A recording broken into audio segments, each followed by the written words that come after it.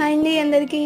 ఈరోజైతే మనం దొండకాయ పచ్చడి ఎలా తయారు చేసుకోవాలో చెప్తున్నాను. మీరు ప్రాసెస్ అయితే చూసేయండి. ముందుగా నూనె వేసుకొని దాంట్లో శనగపప్పు, ధనియాలు, జీలకర్ర వేసి బాగా ఫ్రై చేయండి.